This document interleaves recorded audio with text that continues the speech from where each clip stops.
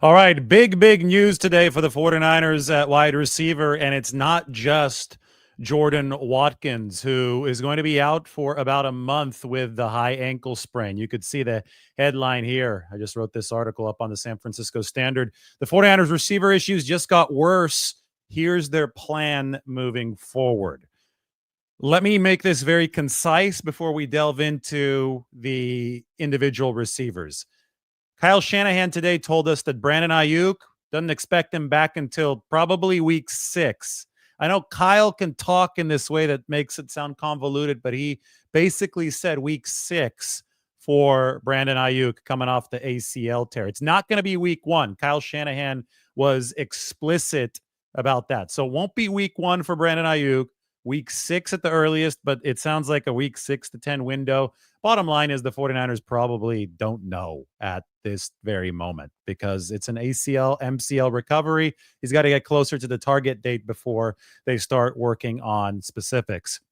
Demarcus Robinson, we've been expecting a suspension for quite some time now. We have new information. Apparently, that is in the appeals process as we speak. That's what Kyle Shanahan said today. So that's significant because it answers our question, will Demarcus Robinson get suspended? If he's indeed in the appeals process, well, the league has levied some sort of suspension. Obviously, he can win that appeal, theoretically, but he probably won't. Maybe the appeal reduces the length of the suspension.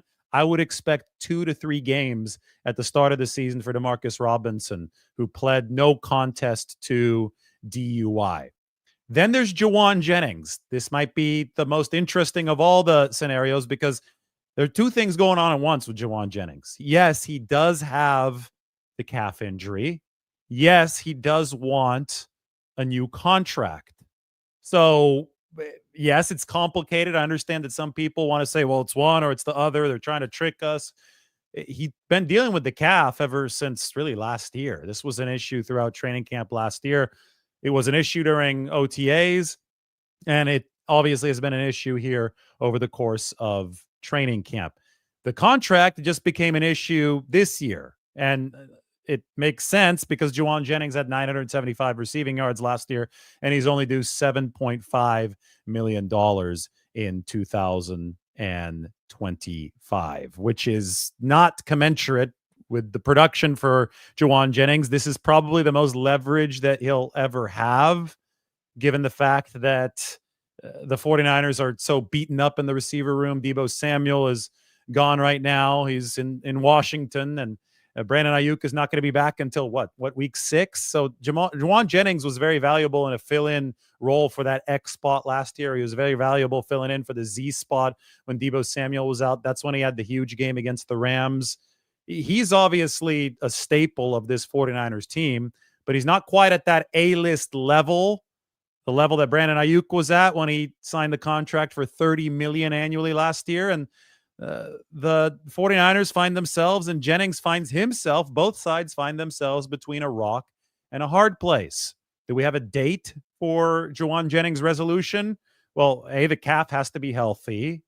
And that's a legitimate issue. That's something that we've verified, that we've learned here over the course of the past several days. But aside from the calf needing to be healthy, I think some deadline pressure is going to have to come in for the 49ers and for Jauan Jennings. And perhaps August 26th, 15 days, which is the roster cut down, perhaps that will mark the deadline pressure that both sides need. All right, so I'm going through the names of receivers who are not currently on the practice field or are not expected to be there for week 1. It's and or in this situation. Brandon Aiyuk, both.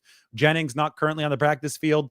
I would think that they expect him there for week 1. I would think that they can get that calf in a good position. He also missed part of training camp last year. Robinson is there, was making plays at practice today, but we don't expect that he'll be out there for the 49ers week 1.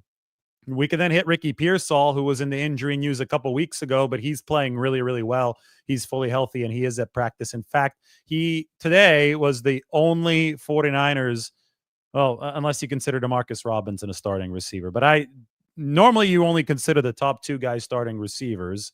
And then if you move it forward to week 1, I would say that Pearsall might be the only one out of the 49ers top 4, top 5 guys who's currently healthy and at practice, because we learned of the Jordan Watkins news today. However, there might be a turn for the better tomorrow because Jacob Cowing is expected back at practice. So why don't we look at the depth chart just so we could see all the carnage here, so we could understand where the big picture is for the 49ers. Kyle Shanahan, by the way, today spoke of Brandon Aiyuk and Malik Mustafa. And we will take a listen to Kyle Shanahan in just a second. But first, I want to show you the 49ers depth chart, so you could see exactly where they're at this receiving position. You'll notice that I removed the pink shading from Jacob Cowing's name. So Jake is good to go. He hit his running metrics. He's going to be out there for the 49ers tomorrow. Brandon Aiyuk, Jauan Jennings. Oops, I accidentally erased Jauan Jennings. Didn't want to do that. Aiyuk, Jennings, and Jordan Watkins, not available right now. Demarcus Robinson, he might be suspended. Probably will be suspended. So all of a sudden you are down 4 guys in the first 2 columns. Thankfully for the 49ers, Jacob Cowing, yes, should be back tomorrow. That helps a little bit. Thankfully, Ricky Pearsall's been awesome so far for San Francisco. That helps a whole lot. But what do you do beyond that if this situation doesn't materially improve by week 1? And really the only way that it can improve by week 1 is if Jordan Watkins has a very speedy recovery. Week 1 is less than a month away, and a month is their estimate right now. And or if Jauan Jennings is healthy and happy and ready to play by that time. So that's the only way that you get the first 2 columns better. How else do you address this? Well, you look at Russell Gage, somebody who's made a lot of catches. You're putting a lot of faith in somebody who hasn't played football at the NFL regular season level in 2 years. You can talk about Robbie Chosen, and I think with Robbie Chosen, formerly Robbie Anderson, we have our biggest acknowledgement from the 49ers yet that this is a very, very tough situation that they probably have not yet faced in the receiver room. Kyle Shanahan today said that Robbie Chosen last year, he was with the 49ers from August 12th to August 27th, 2 weeks. San Francisco offered him a practice squad spot when they were cutting him at the end of those 2 weeks. And Robbie Chosen said, no, I'd rather go to Miami, play for Mike McDaniel, where I can get a 53-man roster spot.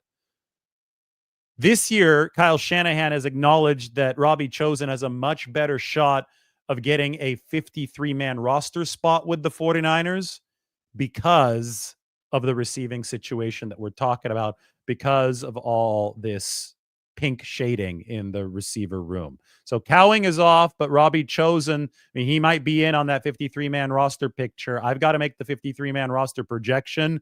We're probably going to drop that at some point tomorrow.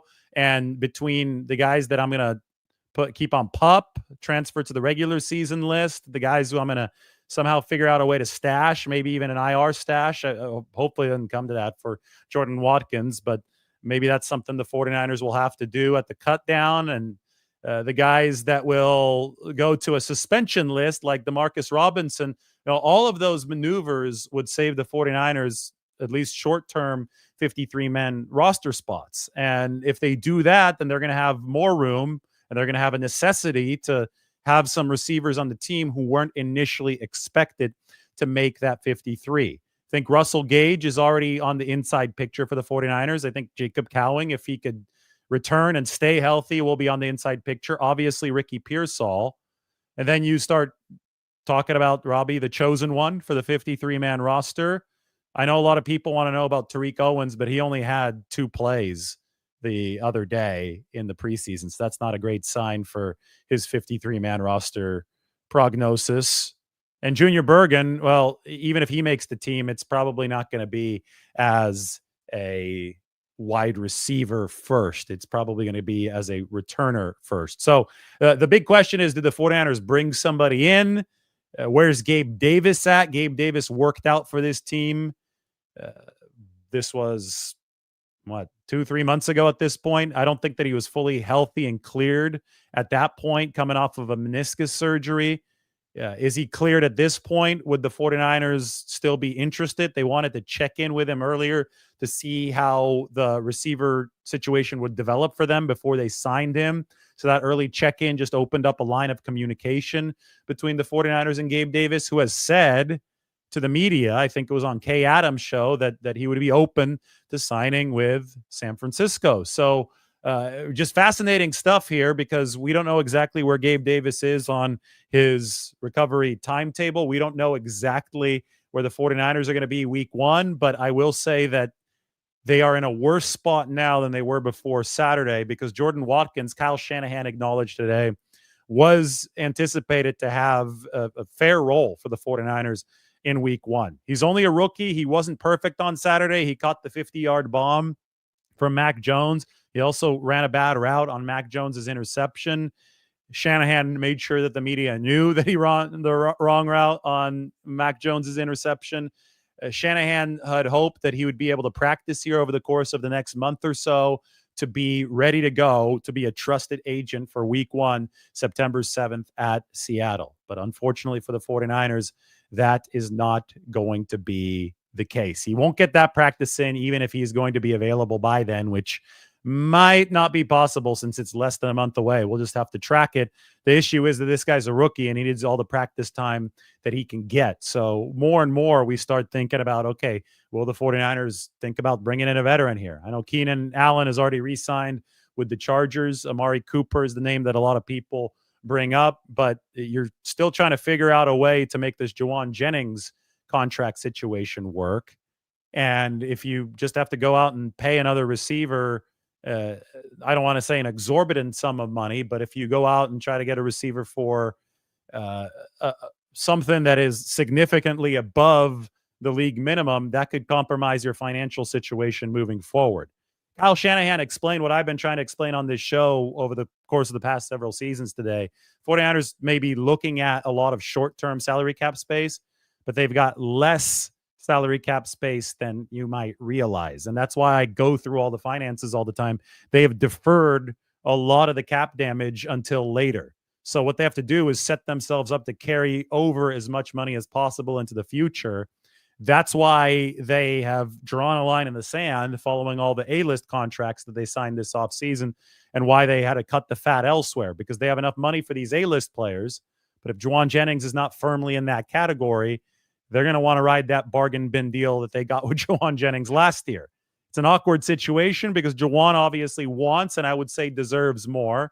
The 49ers would just love for that contract to be honored through the final season and let Jauan Jennings hit free agency, which is something that could be really, really lucrative for him. But Jauan wants more assurances right now for the efforts that he's put in over the past several years, especially in 2024, which is why I have long said that a likely compromise can come through incentives for Jauan Jennings. Something maybe incentive. Well, that's the thing. He's probably, and his representation is Drew Rosenhaus. There's probably disagreement about where incentives should be located in the contract.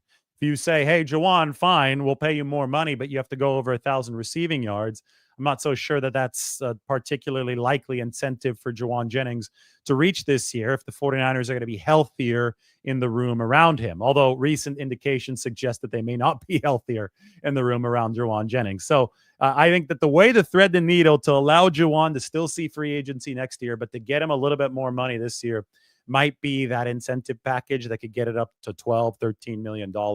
But it's obviously something that seems to be hanging over the 49ers' heads right now, as is Jauan Jennings' calf injury.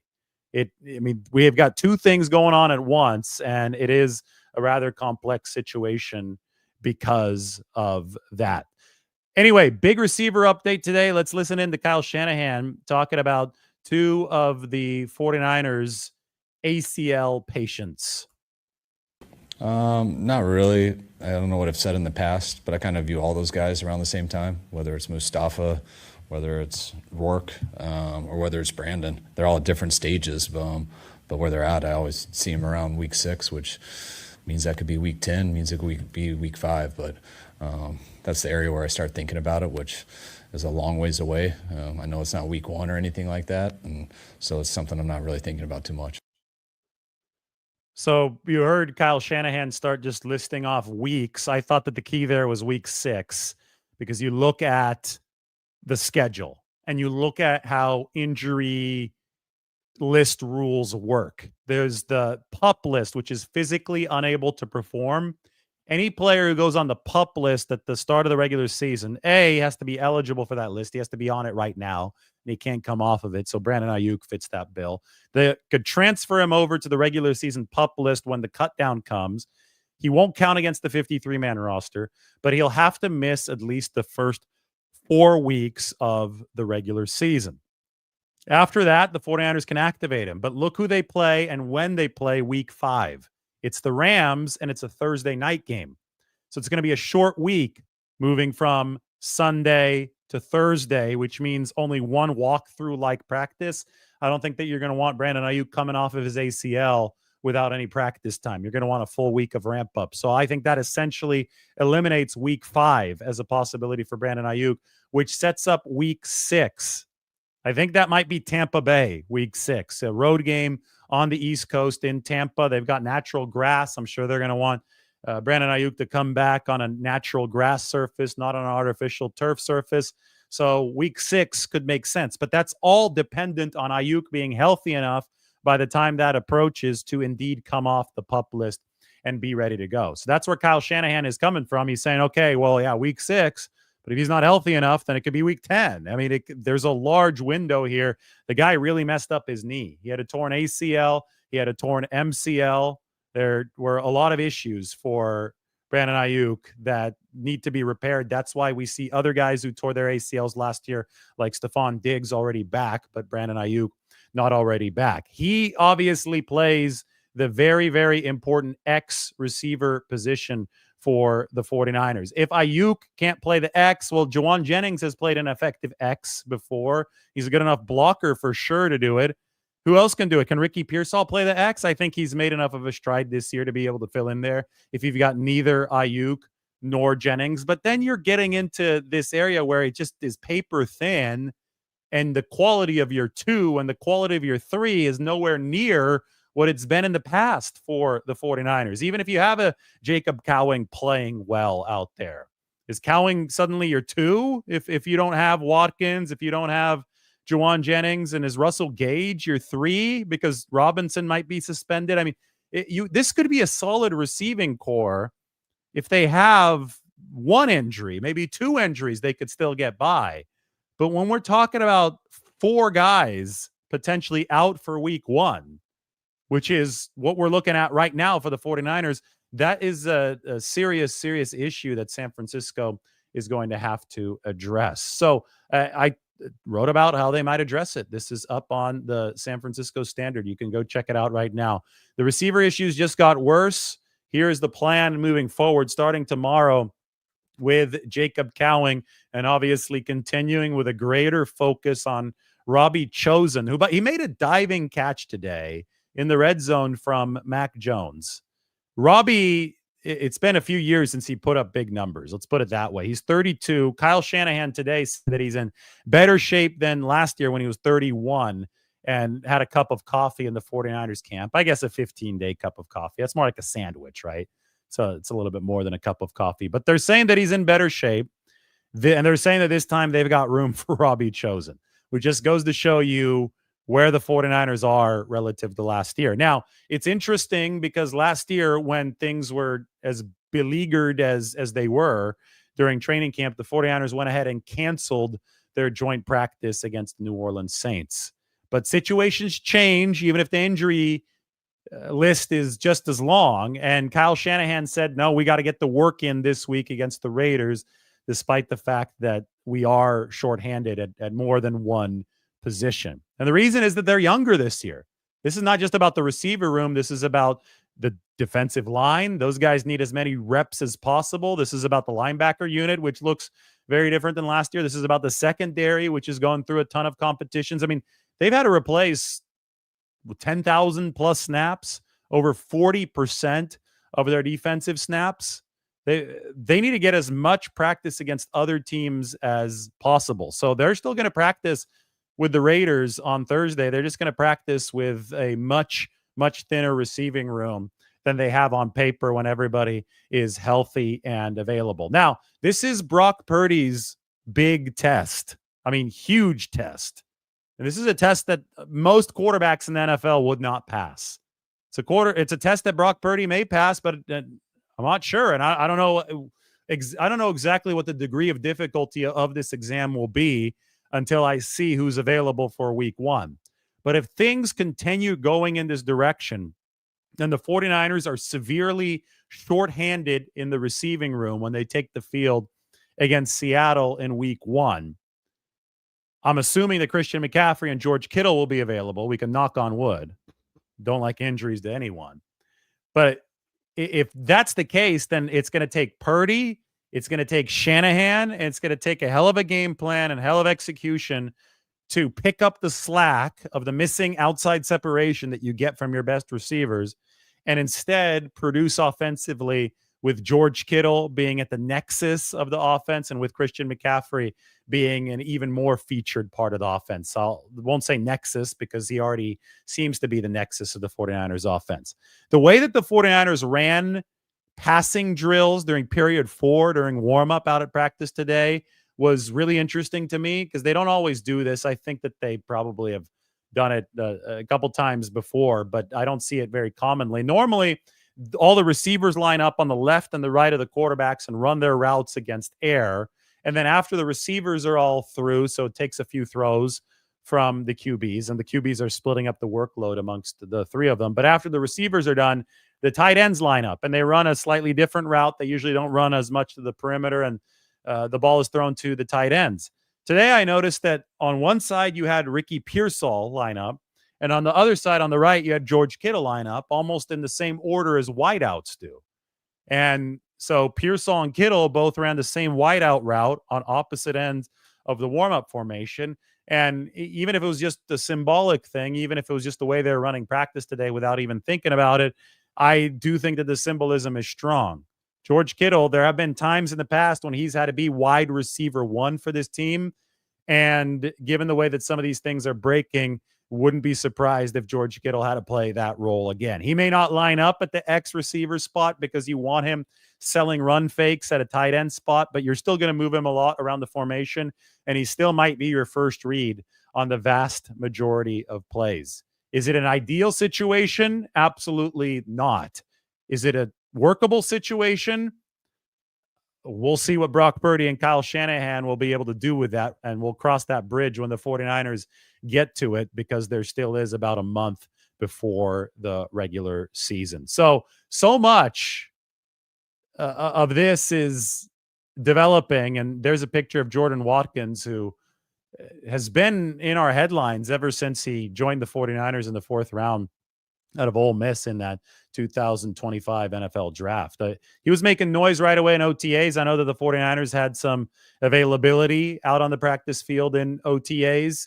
He was an early training camp contributor. He's caught some deep passes in training camp. I know that the fans absolutely love those. Those are the ones that make headlines. But I think that over the past couple of weeks, especially, we've seen Jordan Watkins start contributing more in the short game as well. And that's going to be more important than the deep passing game. The deep passing game is going to be a small sliver of what you bring to the table as a receiver. But you've got to be able to bring in the short and intermediate bread and butter, the route running ability to truly make a mark. And I think that Jordan Watkins was definitely showing strides in that area, although it was imperfect.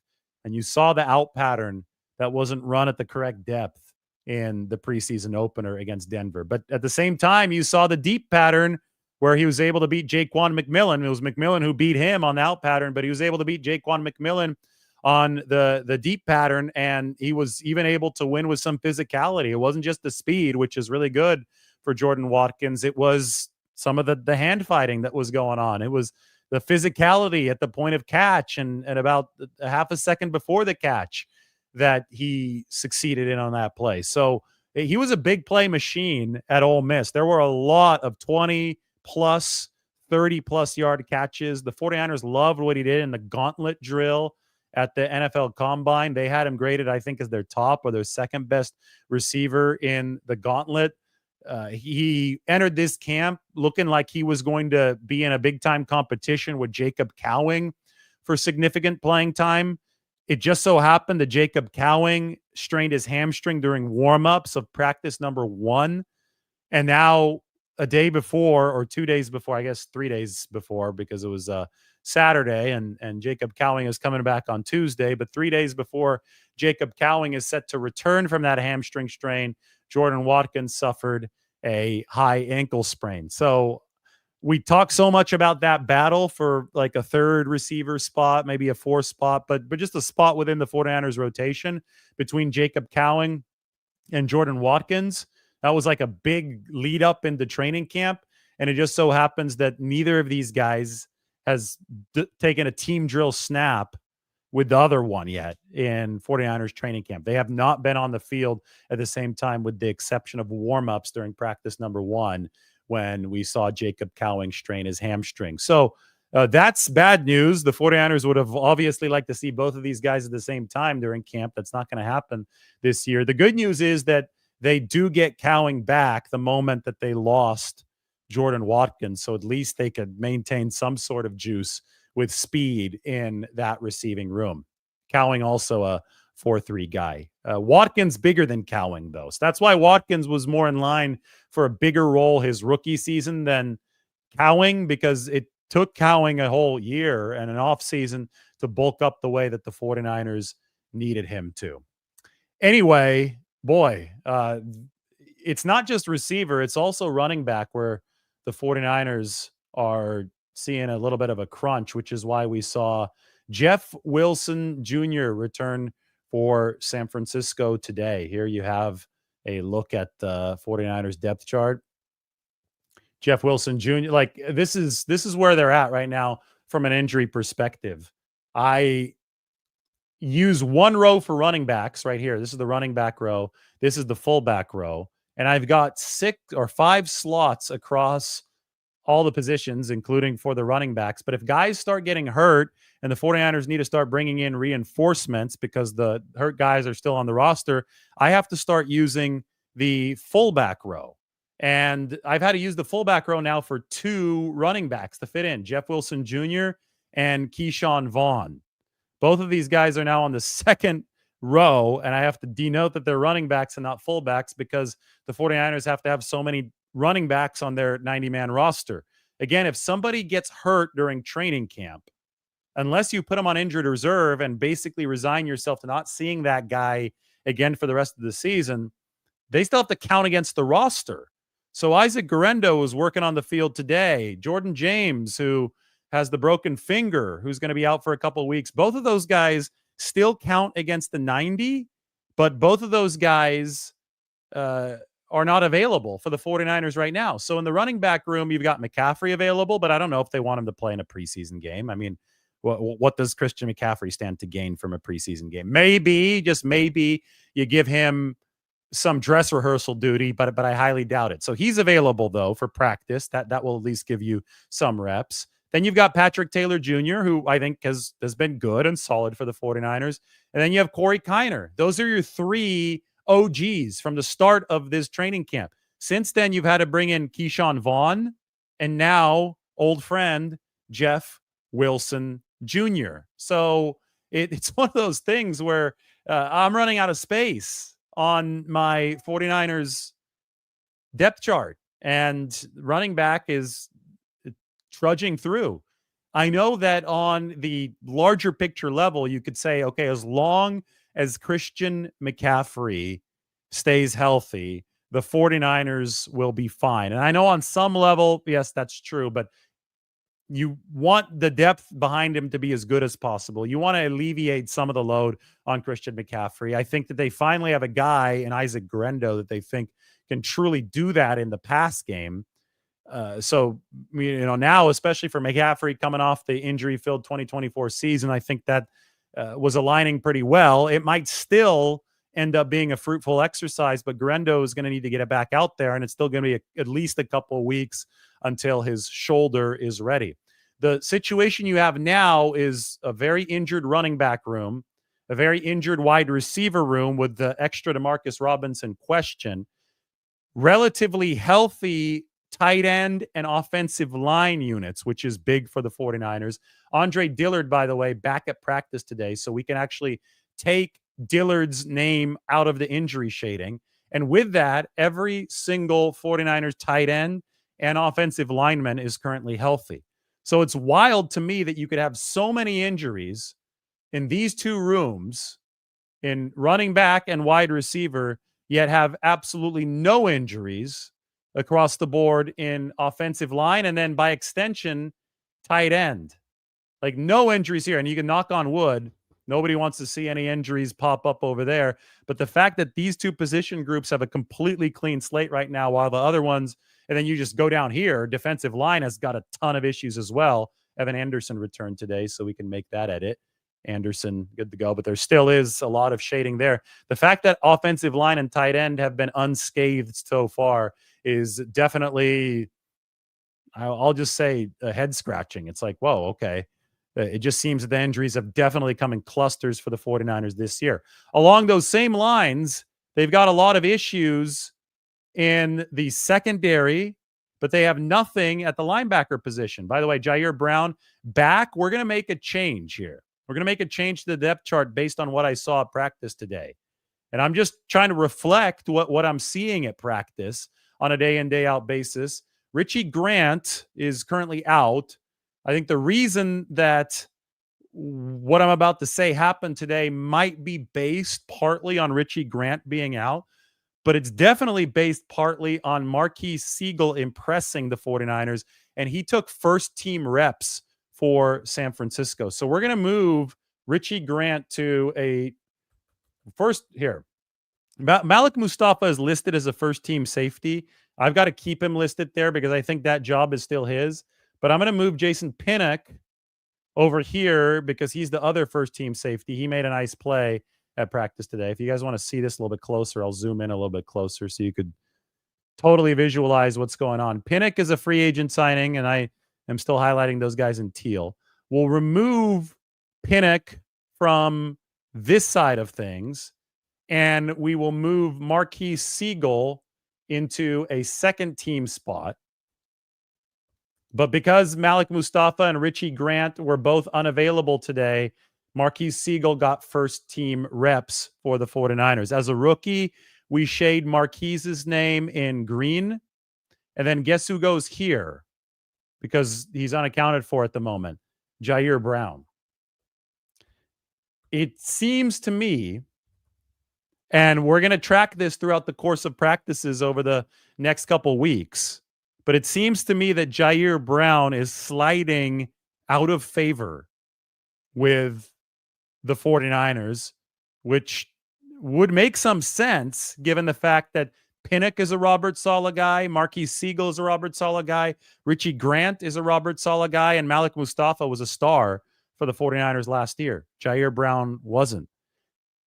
Again, there are a lot of injuries here, but based on what we've seen over the course of the past few days between the game and this past practice, I think there's something brewing as far as change at the safety position. So today, I straight up asked Kyle Shanahan if the 49ers are seriously considering starting Marquise Siegel. Mike, if you can grab that clip with my question in it, we can play that here in a little bit. Mike, if he has time, he'll probably start digging for it right now. But Kyle Shanahan gave me a surprisingly candid answer about Marquise Siegel. Now, I have one more change that I want to make here on the 49ers depth chart. And this is also gleaned from the past few days. The 49ers' top two cornerbacks on the outside after Deommodore Lenoir and Renardo Green are very clearly Darrell Luter Jr. and Dallas Flowers. These two guys right here. Trey Brown seems to have really fallen out of favor for San Francisco at that cornerback spot to the point where he was working with the threes during the game the other day. So I'm moving Trey Brown out of my 53-man roster projection. The official thing's going to drop tomorrow. I'm going to highlight his name here because he was a free agent addition. I'm going to erase his name here, and I'm going to move Dallas Flowers in behind Deommodore Lenoir. This is For those of you who've been following, these are significant shifts that we've now seen over the first couple of weeks of training camp, right? We have now seen the cornerback spot crystallize at least a little bit. Upton Stout is in the lead to be the nickelback, even though he's missed practice in the game. Saran Neal, I think, is going to make this team as a specialist because he's on a 2-year contract, and Brant Boyer wants his guys. Your starters, obviously, Lenore and Green, who's going to be out for another week. And the guys behind them are Dallas Flowers and Darrell Luter Jr. I do not project Trey Brown to make this team any longer. That's a development that I've noticed over the past few days. Now you look at safety. Pinnock is your starter. We'll wait to see when Mustafa comes back, and then we'll see where he slots in when he comes back. But definitely climbing the ranks is Marquise Siegel. And I think definitely dropping in the ranks is Jair Brown.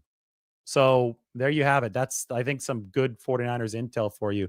On a day where I'm talking about the 49ers wide receivers, the lead, I think it's important to also discuss the injury situation on the other side of the ball. It's just happening in clusters for the 49ers.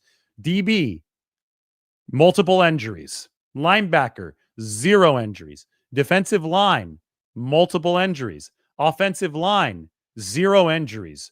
Receiver, multiple injuries. Tight end, 0 injuries. Running back, multiple injuries. So it's every other position group essentially has got a lot of injuries, and every other position group has a totally clean slate. It really is wild how this has been divided. And if you want to see this illustrated on the larger picture with the depth chart, here you go. So you could see receiver, that's right here. You could see all the injury shading, but then absolutely nothing right here. That's tight end and offensive line. You see a lot again here at the defensive line, absolutely nothing at linebacker. And then you see 3 injuries right now in the defensive backfield in the secondary for the 49ers. They're at 90 with their roster. We added Jeff Wilson Jr. today. We took Amir Abdullah and put him down on the injured reserve, and we've got to make one more cut. That is Tanner Mordecai. He's been waived. He's no longer in the building. You've got to wonder how long Carter Bradley is going to last. How long is the rope there? Because Curtis Rourke is not going to be back until at some point during the season, if he's even back. They might decide to redshirt Curtis Rourke. I think he might be QB3 now if he were healthy, but he's got the ACL. But the 49ers cannot waste the roster spot on a third quarterback whom they don't see any chance of developing. Right? Right now, roster spots are so damn valuable to the 49ers because so many guys are hurt and still counting against the 90. So they need to find ways to get guys in there to be able to get through these practices. If a third quarterback who you don't believe in at all is taking up one of the roster spots, that's a little bit of an issue right now for the 49ers. Now, Carter Bradley hadn't been around for all too long, so there might still be some hope from Shanahan's perspective that, okay, we like this guy's arm. We think we can develop him. We think that we want to keep him around the building. But the luxury of carrying guys that are, not first stringers at their respective positions shrinks with each subsequent injury. One of the first places the 49ers had to make a cut was at kicker. They couldn't carry Greg Joseph at the same time as Jake Moody because of all these injuries. Then they said, well, we can't carry 5 quarterbacks, including Curtis Rourke, on the roster, so they waived Tanner Mordecai. They brought Mordecai back for the game, but they waived him again. Today, most of the reps for the third team were taken by Mac Jones. It was Mac taking the 2s and Mac taking the 3s at practice today.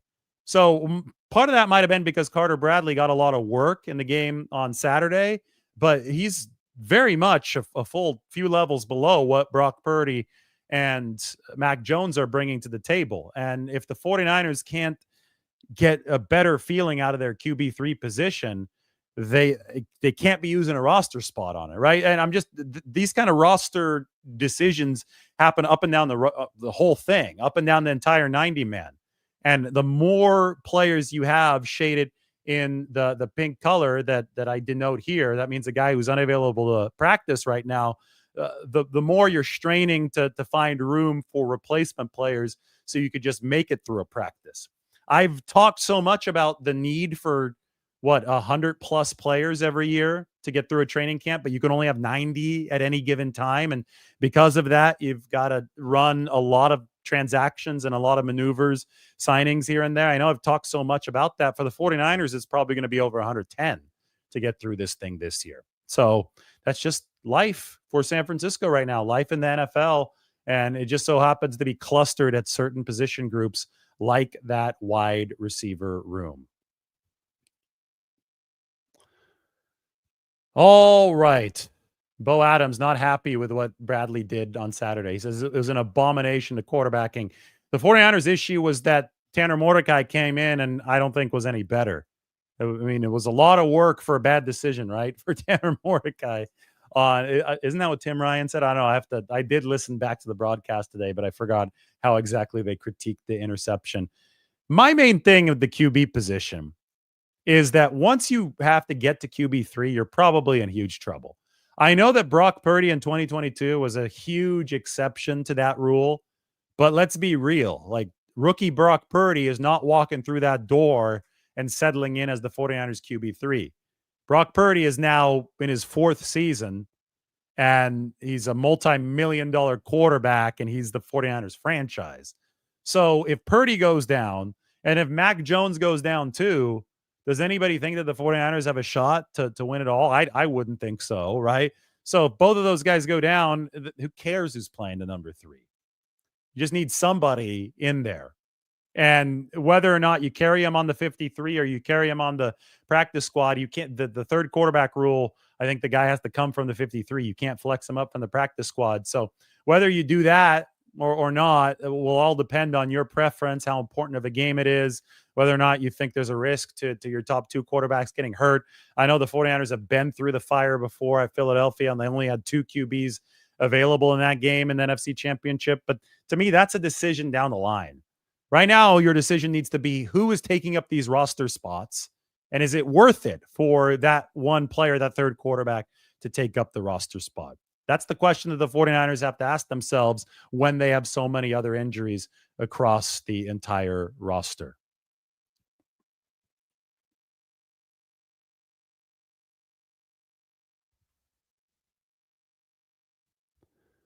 All right, I'm taking a look at some of these questions. Papa says, David, hell no, we would have 0 shot. Well, yes, but the one caveat is that in 2022, that exact thing happened. Trey Lance went down. Jimmy Garoppolo went down, and everybody said the season was over. And then Brock Purdy came in and was better than both of those guys. In 22, Purdy and Garoppolo had similar efficiency. Garoppolo actually had a good year in 22, but by 23, by 23, Trey Lance was gone, and Brock Purdy turned into the most efficient quarterback in football, right? So it was one of the most sensational stories that we've ever seen. Can something like that happen again? Not so sure, but we'll find out, right? It's one of those things where the 49ers don't want to have to be put into position to find out, but you want to be as good as possible at QB3 just in case that happens. But I think for all practical purposes, it's quarterbacks 1 and 2 that decide the success of a team. 2022 was a massive outlier.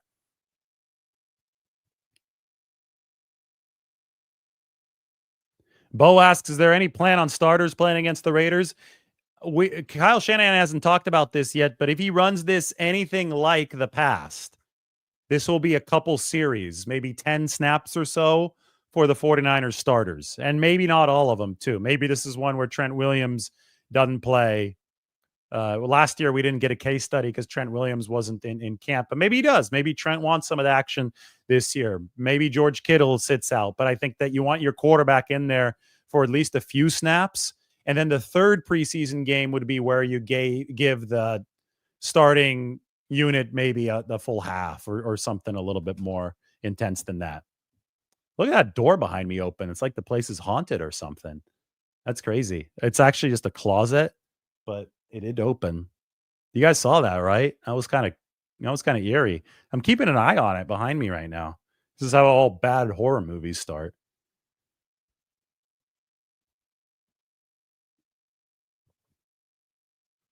Michael said that Nick Zakelj got bullied in the game. I think that you're talking about the deep throw, right? From from Mac Jones to Jordan Watkins, and Zakelj got pushed back into Mac's lap.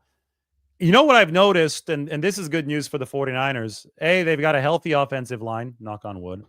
B, the O-line is seeing the rookies take hold of second-team spots. Connor Colby, second-team left guard. Drew Moss, second-team right guard.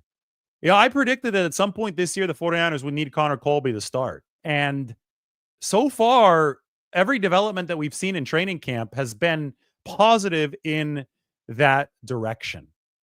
First, Chris Foerster said that he's a better pass blocker than he expected. Then Colby and Moss graded the best out of any 49ers offensive players in the preseason debut against the against the Broncos. And then Kyle Shanahan doubled down on that, saying, yeah, they're better than I expected. And we saw them both take those second team reps at practice today. So 49ers very excited about their two rookies at the guard position. And it is, I think, very possible that they have overtaken Nick Zakelj in the 49ers pecking order. They do look promising. That is indeed true.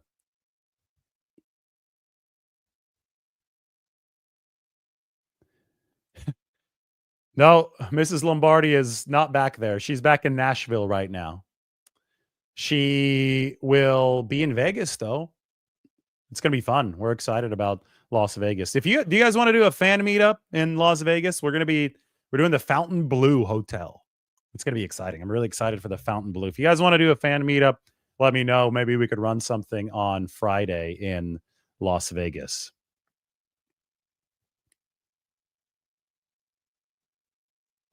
Is it better to have the wide receiver room injured than the offensive line room? How about neither? Injuries are never good. I've always said that separation is pass protection, in that if a receiver can get open very quickly, you don't need to hold your block as long. So there's many different ways to run a successful offense. You can have a weaker line, but good weapons that separate really quickly. Obviously, a good quarterback is a rising tide that lifts all boats. I see where you're coming from here. And if the 49ers offensive line was completely tattered right now, they might be in a whole world of hurt that would be unimaginable compared to even where they're at right now. So, you know, it's possible to argue that the wide receiver injuries are more easily overcome than offensive line injuries, but I still think that neither is much better. Fan meetup would be great. All right. Stay tuned. We'll talk about it. Question about the depth chart. Chase Lucas not behind Upton. No, and here's why. You're asking, Saran Neal is one of the best special teams players in the league, and he's got to have a roster spot. I don't see the 49ers moving forward without Saran Neal making this roster. So I think that Chase Lucas is an ideal practice squad guy for San Francisco. He was last year. He was great on the scout team. I think he's probably somebody that comes back and is on the 49ers practice squad unless there are more injuries and you find an extra spot for him to make the roster. Who knows? Maybe they trade Jair Brown before the cut down or at the cut down. And maybe that opens up one more DB spot that they use on somebody like Chase Lucas because they feel that he's versatile enough to be back there and they do need him back there behind Upton Stout. But right now, the math isn't fully mathing for me. As you can see, I've got 59, 53-man roster spots taken. Of course, guys like Malik Mustafa, Brandon Aiyuk, players like that are going to go on to a PUP list, which won't count against the 53. So that helps your numbers a little bit, but I've got to continue to make some cuts. You know, one way the 49ers can save a roster spot is if Andre Dillard comes out and takes over one of the tackle, like swing tackle positions, the swing tackle position. If he could play on both the left side and the right side, so that way you don't have to carry both Spencer Burford and Austin Pleasance. I think that would be big for San Francisco. So we'll see how Dillard does. Today was his first day back at practice. Of course, receivers, a total logjam, total mess. I wrote about that. You should get this in written form up on the San Francisco Standard. The link is in the description, so go ahead and check that out on the 49ers wide receiver room. All right, I think 49 minutes is a good length. What do you guys think? Article is up. 49 minutes into the live. Everybody, thanks for watching. Got to end this before it gets to 50. 49ers dealing with a situation on their hands, and we're going to keep you updated throughout the entire saga.